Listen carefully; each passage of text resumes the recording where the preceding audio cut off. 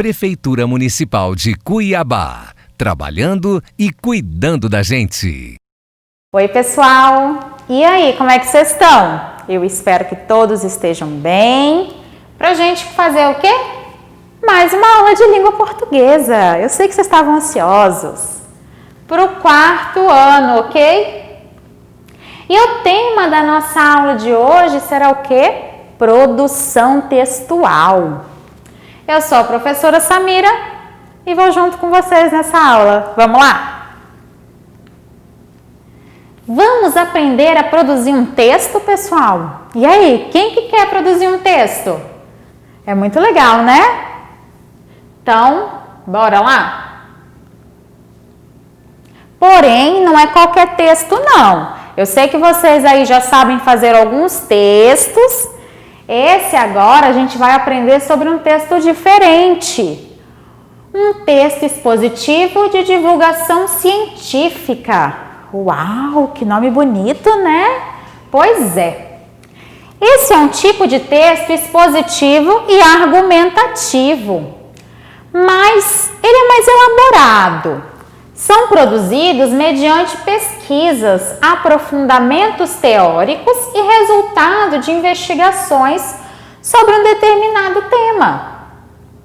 Ele tem a finalidade, pessoal, de difundir a ciência, ou seja, de popularizar aquela pesquisa, para que a gente conheça os resultados dela, né? Esse texto, ele tem uma linguagem mais clara e objetiva. E uma linguagem formal, tá, pessoal? Não é a linguagem coloquial. Ele geralmente é divulgado em revistas, jornais ou sites que falem sobre esse assunto. Beleza?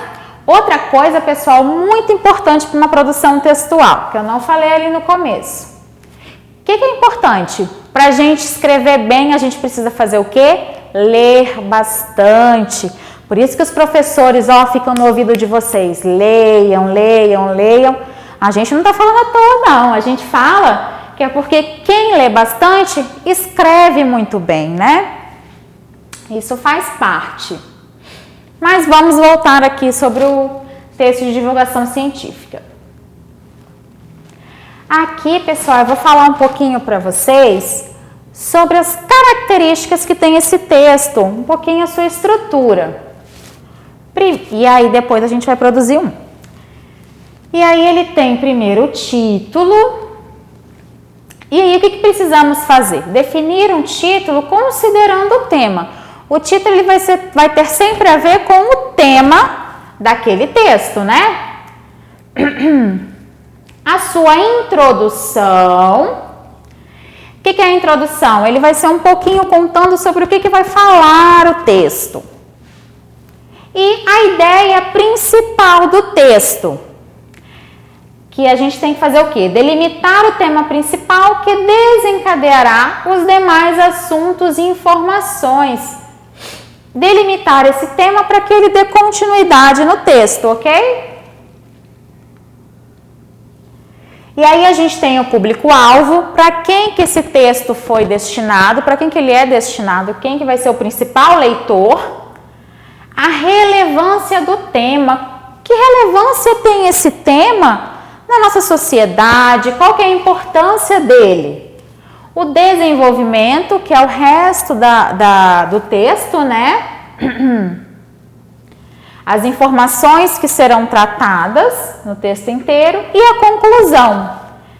Que a conclusão é o fechamento daquele texto, é o final, né? A conclusão que teve sobre aquele determinado tema, aquele determinado assunto. Principalmente, que conclusão chegou-se àquela pesquisa.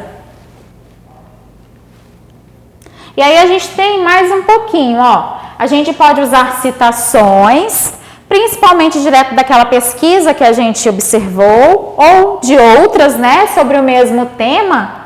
E também a gente tem que ter uma coesão pronominal. O que é essa coesão pronominal, professora? Que nome diferente, né?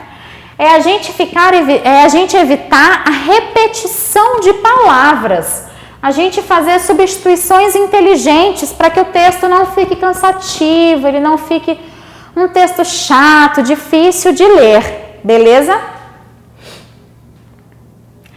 Agora, o tema do nosso texto científico vai ser qual?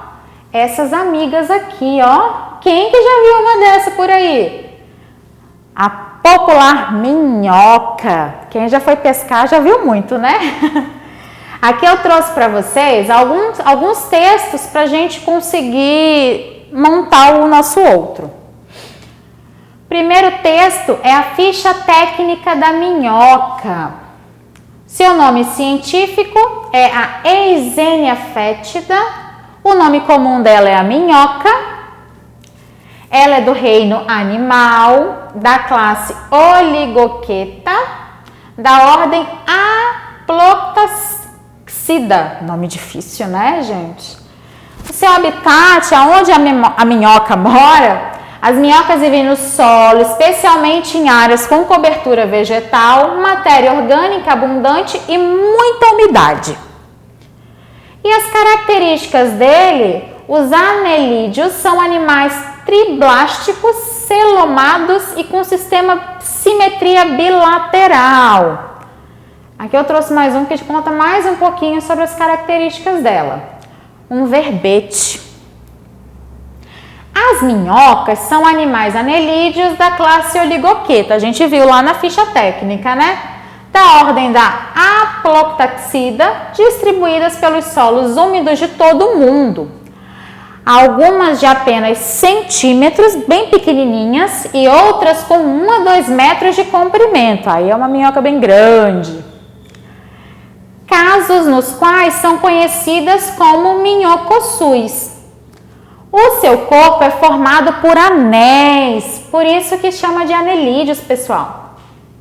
São os segmentos corporais, o que faz com que seus corpos sejam cilíndricos e alongados, com a boca e o ânus em extremidades opostas, fica um de cada lado.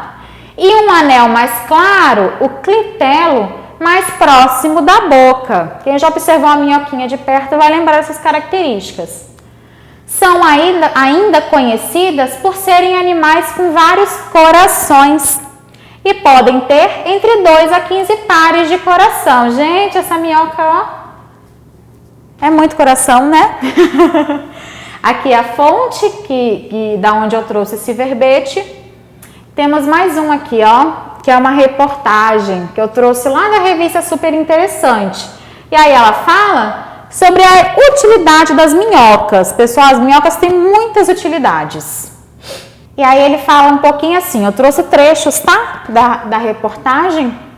Afofar a terra e atrair peixes para o anzol. Você deve ter pensado, certo?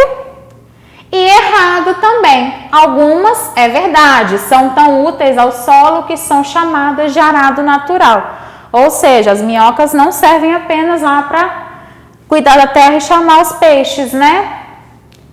E aí, uma das utilidades das minhocas é na agricultura. As minhocas ajudam a decompor material orgânico, digerindo e transformando em nutrientes, que são repostos no solo. As minhocas do subsolo cavam túneis e assim criam passagens na terra, para o ar, para a água e para as raízes das plantas. Tal coisa era conhecida no Egito Antigo. A rainha Cleópatra e seus contemporâneos a chamavam de animal sagrado, por dar fertilidade às margens do rio Nilo. Viu só, pessoal, quanta utilidade tem a minhoca, né? Agora, a gente vai planejar um pouquinho do nosso texto, ok?